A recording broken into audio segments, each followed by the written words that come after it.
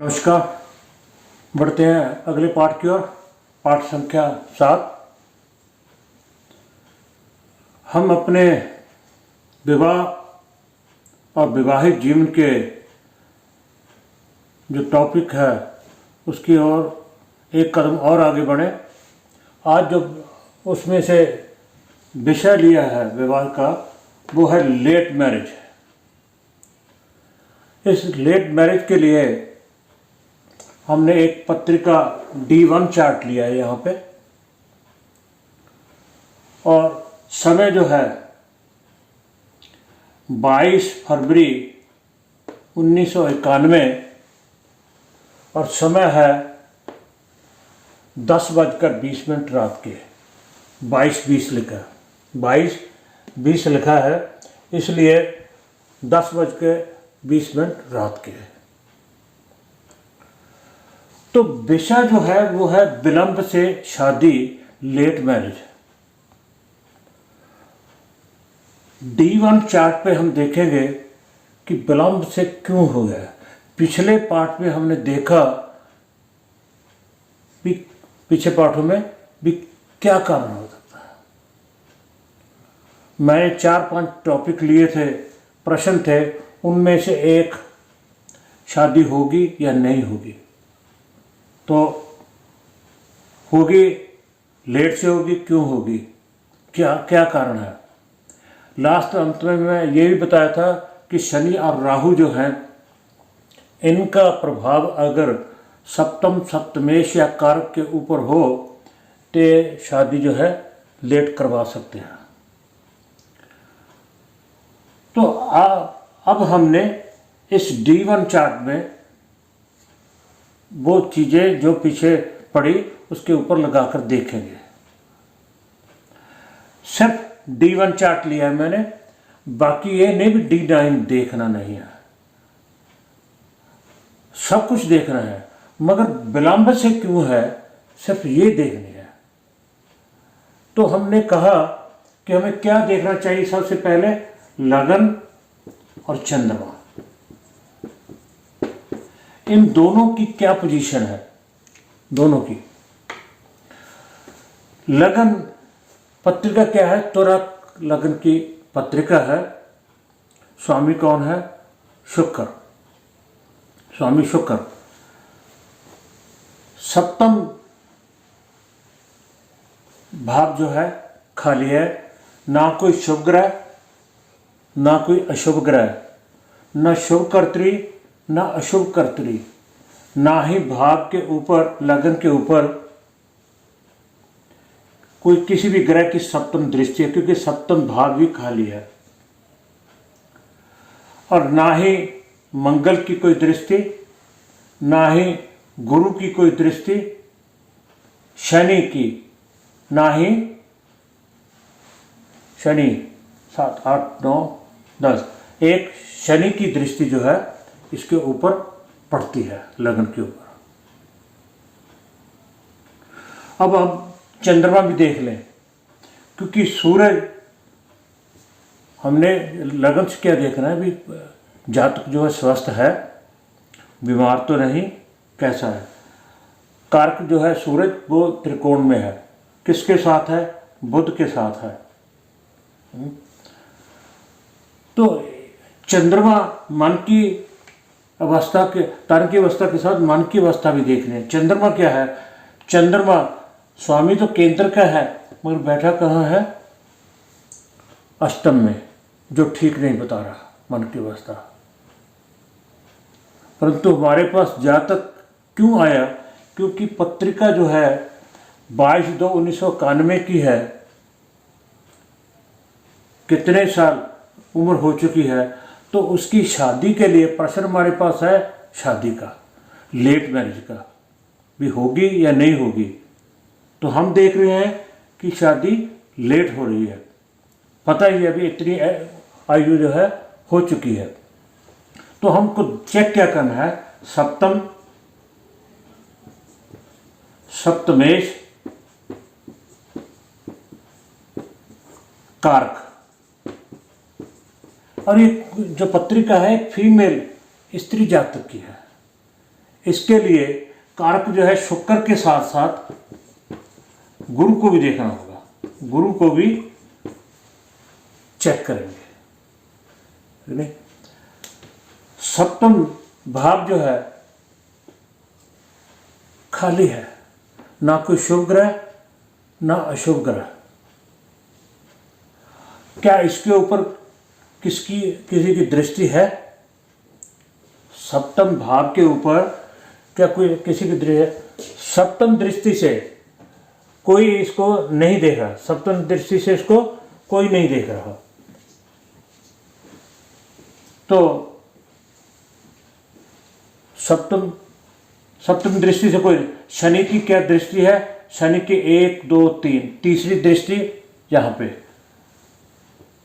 इस पे कोई दृष्टि, शनि की भी कोई दृष्टि नहीं है, मंगल की भी कोई दृष्टि नहीं है, गुरु की भी कोई दृष्टि नहीं है, ना कोई शुभ ना कोई अशुभ ग्रह कोई नहीं देख रहा। अब देखेंगे कि इसका जो स्वामी है वो कौन है? मेष राशि है। मेष राशि का स्वामी कौन होता है? मंगल। मंगल की क्या स्थिति है? मंगल की क्या स्थिति है? मंगल जो है अष्टम में चला गया। मंगल कहाँ चला गया? अष्टम में, जो कि अच्छा नहीं। मगर लेट होने का कारण ये नहीं है। लेट होने का कारण क्या हो सकता है? हम तो उसकी पड़चोल कर रहे हैं, उसकी छानबीन कर रहे हैं। मंगल के ऊपर कोई सप्तमेश का स्थिति जो है ठीक नहीं स्थिति, इसके ऊपर किसी की दृष्टि, शनि की 1 2 3, शनि की भी नहीं है, गुरु की भी नहीं है, मंगल खुद ये है। जो सप्तमेश है उसकी स्थिति भी ठीक नहीं है, स्थिति ठीक नहीं। उसके ऊपर ना कोई शुभ दृष्टि है ना कोई अशुभ दृष्टि है। अब देखेंगे कारक। सप्तम जो था उसके शुभ अशुभ नहीं थी, ये नॉर्मल हो गए, जो हम इसको ठीक मान लेते हैं, ठीक मान लेते हैं, ना कोई शुभ है ना कोई शुभ है। अब कारक कौन है? शुक्र। शुक्र की स्थिति कहाँ आ गई? स्थिति जो है वो ठीक नहीं। कहाँ चला गया? छठे में चला गया, मीन राशि में चला गया। मीन राशि में देखने।